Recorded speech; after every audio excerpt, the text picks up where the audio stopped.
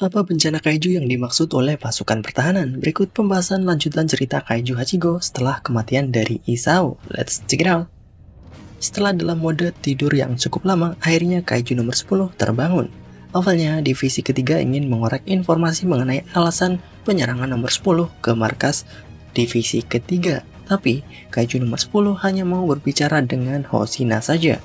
Karena Hoshina adalah satu-satunya yang diakui oleh nomor 10. Dan diketahui juga, dalam keadaan seperti Kuyang ini, kaiju nomor 10 masih bisa mengeluarkan fortitude level sebesar 5,7. Ketika bertemu dengan Hoshina, nomor 10 mau mengatakan semua hal yang dia ketahui, tetapi dengan satu syarat. Nomor 10 ingin bertarung bersama dengan Hoshina, bukan sebagai lawan, tapi bertarung sebagai satu tim bersama dalam satu tubuh. Nomor 10 tahu teknik dari pasukan pertahanan yang bisa mengubah kaiju menjadi armor dan senjata, dan kaiju nomor 10 ingin menjadi armor bagi Hoshina.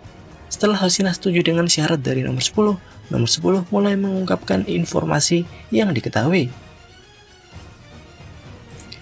Setelah berbicara dengan nomor 10, Hoshina dan para anggota divisi ketiga akan datang ke markas utama markas divisi 1 untuk mengumumkannya kepada para petinggi. Dan di sini diketahui juga mengenai hubungan antara divisi 1 dan divisi 3 yang ternyata cukup buruk. Divisi 1 dan 3 sama-sama bekerja di area Tokyo, dan keduanya sering dibandingkan satu sama lain oleh orang-orang di sana. Akibatnya, mereka ini sering bertengkar seperti merebut wilayah kekuasaan. Walaupun Hoshina merupakan wakil kapten dari divisi ketiga, tapi pada pertengkaran wilayah ini, Hoshina adalah pemimpinnya.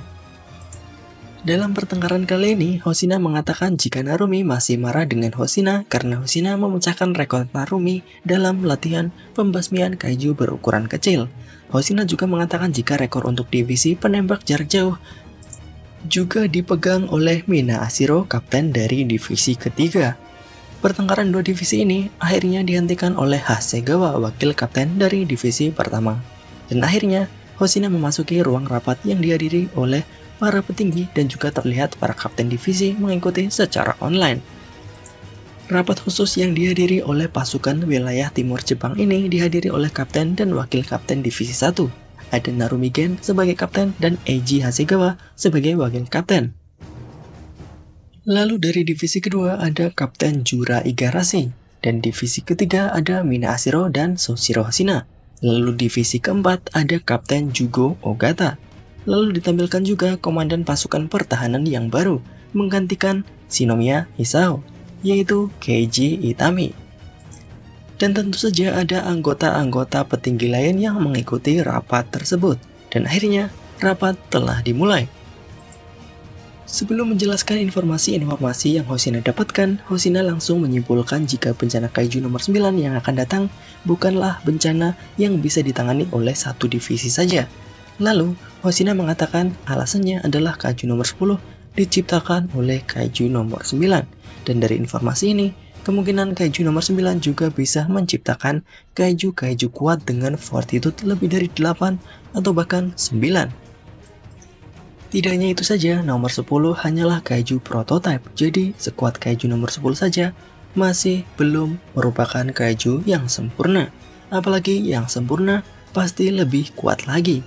Dan ketika para pasukan pertahanan sedang melakukan rapat, ditampilkan kaiju nomor 9 dengan wajah Isao sedang duduk di markasnya. Dan di sekitarnya ada kepompong yang berisikan para kaiju yang sedang dibuat oleh nomor 9. Nah, apakah yang sebenarnya direncanakan oleh nomor 9? Apakah dia akan melakukan pembuatan kaiju massal untuk menyerang umat manusia? Bagaimana menurut kalian? Tuliskan pendapat kalian di kolom komentar. Bye-bye.